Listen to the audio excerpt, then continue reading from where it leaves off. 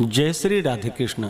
आप सभी का आपके अपने YouTube channel BK Mishra present में बहुत बहुत स्वागत है। आइए आज आप सब जानेंगे वर्ष 2024 में श्री कृष्ण जन्माष्टमी का व्रत कब धारण किया जाएगा, किस दिन कृष्ण जन्माष्टमी का त्योहार मनाया जाएगा, इस दिन क्या करना चाहिए नहीं करना चाहिए। तो आइए जानते हैं इन सबों के बारे में। आप सभी भक्तों को श्री कृष्ण जन्माष्टमी की ढेर सारी शुभकामनाएं। आप सभी के जीवन में भगवान श्री कृष्ण की कृपा से आप सभी को सभी प्रकार के सुख और समृद्धि की प्राप्ति हो। भाद्रपद माह के कृष्ण पक्ष की अष्टमी तिथि के दिन श्री कृष्ण जन्माष्टमी का त्योहार मनाया जाता है। इस दिन श्री कृष्ण अवतार के उपलक्ष्य में झांकियां सजाई जाती है। भगवान श्री कृष्ण का श्रृंगार करके झूला सजाया जाता है। हर्ष उल्लास के साथ इस दिन जो कि जन्माष्टमी का त्योहार मनाया जाता है। शिव, विष्णु, ब्रह्मा, वहनी और भविष्योत्तर पुराण के अनुसार यह व्रत भाद्रपद कृष्ण अष्टमी को किया जाता है। भगवान श्री कृष्ण का जन्म भाद्रपद कृष्ण अष्टमी बुधवार को रोहिणी नक्षत्र में अर्धरात्रि के समय मथुरा के राजा कंस की जेल में वासुदेव जी की पत्नी देवी देवकी के गर्भ से 16 कलाओं से युक्त वृष के चंद्रमा में हुआ था। अतः अधिकांश उपासक उक्त बातों को अपने अपने अभिष्ट योग का ग्रहण करते हैं। शास्त्रों में इसके शुद्धा और वृद्धा दो भेद हैं।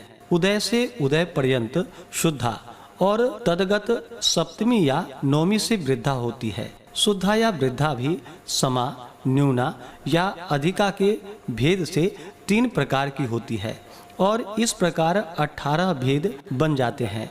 परंतु सिद्धांत स्वरूप में तत्काल व्यापनी जो कि इस व्रत को अर्धरात्रि में रहने वाली तिथि अधिक मान्य होती है। यदि वह 2 दिन हो या दोनों ही दिन न हो तो सप्तमी वृद्धा को सर्वथा त्याग करके नौमी वृद्धा का ग्रहण करना चाहिए। यह व्रत जो कि सर्वमान्य और पापघ्न व्रत जो कि सभी प्रकार के पापों को नष्ट करने वाली है तथा सभी प्रकार के सुख और समृद्धि को प्रदान करने वाली है। इस दिन बाल, कुमार, युवा और वृद्ध सभी अवस्था वाले नर नारियों के करने योग्य है। इससे पापों की निवृत्ति होती है और सुखादि की वृद्धि होती है। जो इसे नहीं करते हैं उन्हें पाप लगता है।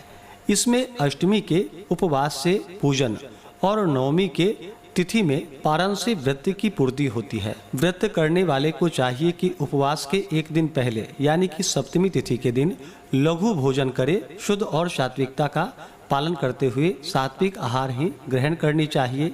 रात्रि में जितेंद्रिय रह करके भगवान श्री कृष्ण का स्मरण करते हुए ब्रह्मचर्य का पालन करते हुए सप्तमी की रात्रि सोनी चाहिए और अगले दिन अष्टमी तिथि के दिन सुबह प्रातः स्नान आदि से नित्य कर्म से निवृत्त होकर के सूर्य, सोम, यम, काल, सिंधु, भूत, पवन, दिक्पति, भूमि, आकाश, शेखर, अमर और ब्रह्म आदि को नमस्कार करके पूर्व या उत्तर की ओर मुख करके बैठनी चाहिए। हाथ में जल, फल, कुश, फूल और गंध लेकर के व्रत का संकल्प लेना चाहिए। भगवान से प्रार्थना करनी चाहिए कि हे भगवान श्री कृष्ण, आज मैं श्री कृष्ण जन्माष्टमी का व्रत धारण करने जा रहा हूँ या करने जा रही हूँ। इस प्रकार से संकल्प ले करके ममाखिल पाप प्रशमन पूर्वक सर्वाष्ट सर्वाभीष्ट सिद्धये श्री कृष्ण जन्माष्टमी व्रतमहम करिष्ये। इस प्रकार से अपने नाम और अपने गोत्र का उच्चारण करते हुए संकल्प करना चाहिए। मध्याह्न के समय में जो कि काले तिलों के जल से स्नान करके देवकी जी के लिए सूतिका गृह नियत करे, उसे स्वच्छ और सुशोभित करके उसमें सूतिका के उपयोगी सब सामग्री यथाक्रम रखे। सामर्थ्य हो तो गाने बजाने का भी आयोजन करे। प्रसूति गृह के सुखद विभाग में सुंदर और सुकोमल बिछौना के सुदृढ़ मंच पर अक्षतादि मंडप बनवा करके उस पर शुभ कलश स्थापन करे और उसी पर सोना, चांदी, तांबा, पीतल, मणि, वृक्ष, मिट्टी या चित्र रूप की मूर्ति स्थापित करे। मूर्ति में प्रसूत श्री कृष्ण को स्तनपान कराती हुई देवकी हो और लक्ष्मी जी उनके चरण स्पर्श किए हुए हो, ऐसा भाव प्रकट रहे।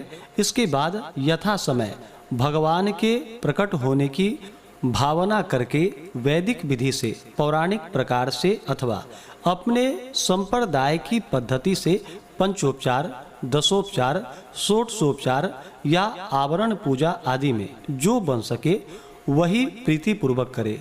पूजन में देवकी, वसुदेव, वासुदेव, बलदेव, नंद, यशोदा और लक्ष्मी इन सब का क्रमशः नाम उच्चारण करते हुए जो कि पूजन करना चाहिए। अंत में प्रणमे देवजननीं त्वया जातस्तु वामनः वासुदेवात् तथा कृष्णो नमस्तुभ्यं नमो नमः सपुत्रार्घ्यं प्रदत्तम में गृहाणेमं नमोस्तुते से देवकी को अर्घ्य दे और धर्माय, धर्मेश्वराय, धर्मपतये, धर्म संभवाय, गोविंदाय नमो नमः से श्री कृष्ण को पुष्पांजलि अर्पण करे। तत्पश्चात जातकर्म, नालच्छेदन, षष्ठी पूजन और नामकरण आदि करके सोमाय, सोमेश्वराय, सोमपतये, सोम संभवाय, सोमाय नमो नमः से चंद्रमा का पूजन करे और फिर शंख में जल, फल, कुश, कुसुम और गंध डालकर दोनों घुटने जमीन में लगावे और क्षीरोदार्ण व संभूता अत्रि नेत्र समुद्भव गृहाना अर्घ्यम शशांकेमं रोहिण्या सहितो मम ज्योत्सनापते नमस्तुभ्यं नमस्ते ज्योतिषां पते नमस्ते रोहिणीकांत अर्घ्यम में प्रतिगृह्यताम से चंद्रमा को अर्घ्य दे और रात्रि के शेष भाग को स्तोत्र पाठादि करके कथा आदि श्रवण करते हुए भगवान नाम का स्मरण करते हुए बिताना चाहिए। उसके बाद दूसरे दिन यानी कि नवमी तिथि के दिन पूर्वाहन में यानी कि सवेरे पुनः स्नान आदि करके जिस तिथि या जिस नक्षत्रादि योग में व्रत किया हो उसका अंत होने पर व्रत का पारण करना चाहिए। यदि अभिष्ट तिथि या नक्षत्रादि के समाप्त होने में विलंब हो जाए तो जल पीकर पारण की पूर्ति करनी चाहिए। इस प्रकार व्रत को धारण करने से व्यक्ति के सभी प्रकार के पाप और ताप नष्ट हो जाते हैं तथा भगवान श्री कृष्ण की कृपा से सभी प्रकार के सुख और समृद्धि की प्राप्ति होती है। तो आइए अब जानते हैं जन्माष्टमी व्रत के शुभ मुहूर्त के बारे में। भाद्रपद मास कृष्ण पक्ष की अष्टमी तिथि प्रारंभ समय जो कि 25 अगस्त 2024 दिन रविवार रात्रि 3:40 और अष्टमी तिथि की जो समाप्ति है वह 26 अगस्त 2024 दिन सोमवार रात्रि 2:21। तो हमें रात्रि व्यापनी के अनुसार व्रत के लिए जो समय प्राप्त हो रहा है वह समय सभी भक्तजन 26 अगस्त 2024 दिन सोमवार को व्रत धारण करेंगे और रात्रि में भगवान का पूरे विधि विधान के साथ पूजन करेंगे। 26 अगस्त को ब्रह्म मुहूर्त का जो समय होगा वह समय सुबह 4:27 से सुबह 5:12 तक होगा। सूर्योदय का समय सुबह 5:26 और सूर्यास्त शाम 6:22 होगा। 26 अगस्त को राहु काल का समय सुबह 7:12 से सुबह 8:48 तक होगा। राहु काल समय के दौरान कोई भी शुभ कार्य या नया कार्य नहीं करना चाहिए, यह लाभकारी नहीं होता है, इस बात का ध्यान रखें। अभिजीत मुहूर्त का समय सुबह 11:34 से दोपहर 12:24 तक होगा। 26 अगस्त को इस बार सर्वार्थ सिद्धि योग भी बन रहा है जो कि दोपहर 3:55 से अगले दिन सुबह 5:57 तक सर्वार्थ सिद्धि योग होगा। इन योगों में पूजन आदि का कार्य करना जो कि बड़ा ही पुण्यफलदायी माना गया है। इस दिन पूजन के लिए निशिता काल मुहूर्त का जो समय है रात्रि में वह समय रात्रि 12:01 से रात्रि 12:45 तक होगा। नक्षत्र 26 अगस्त को जो कि कृतिका नक्षत्र होगा दोपहर 3:55 तक, उसके बाद रोहिणी नक्षत्र होगा। भगवान श्री कृष्ण का जन्म जो कि रोहिणी नक्षत्र में ही हुआ था, तो रोहिणी नक्षत्र की शुरुआत 26 अगस्त दोपहर 3:56 है। इस समय से शुरू होकर के रोहिणी नक्षत्र समाप्त जो कि अगले दिन यानी कि 27 अगस्त को दोपहर 3:38 पे रोहिणी नक्षत्र की समाप्ति है। 26 अगस्त को योग जो कि व्याघात योग होगा रात्रि 10:17 तक। उसके बाद हर्षण योग होगा। इस दिन सूर्य सिंह राशि में रहेंगे और चंद्रमा वृष राशि में रहेंगे। भगवान श्री कृष्ण का जन्म भाद्रपद में जो कि चंद्रमा के वृष राशि में ही हुआ था, तो इस बार यह भी एक बड़ा अच्छा संयोग बन रहा है। चंद्रमा जो कि वृष राशि में होंगे, तो इस दिन भगवान का पूरे विधि विधान के साथ पूजन करना चाहिए। व्रती को व्रत के दौरान शुद्ध और सात्विकता का पालन करना चाहिए। ब्रह्मचर्य का पालन करना चाहिए। व्रत के दौरान किसी के ऊपर क्रोध नहीं करनी चाहिए। अपने मन में किसी के प्रति ईर्षा या द्वेष का भाव नहीं लाना चाहिए। ब्रह्मचर्य का पालन करना चाहिए। तामसिक वस्तुओं का, नशीले पदार्थों का सेवन बिल्कुल भी नहीं करना चाहिए। पूर्ण भक्ति भाव श्रद्धा के साथ भगवान का पूजन करना चाहिए। इस प्रकार भगवान का पूजन करने से, व्रत धारण करने से भगवान अपने भक्तों के ऊपर अति प्रसन्न होते हैं।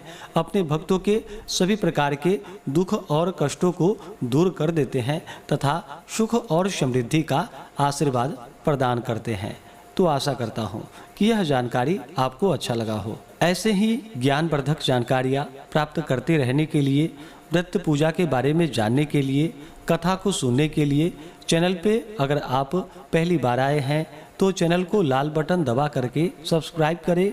साथ में बेल आइकन घंटी को दबाएं ताकि आने वाली वीडियो का नोटिफिकेशन आपको समय से मिलता रहे।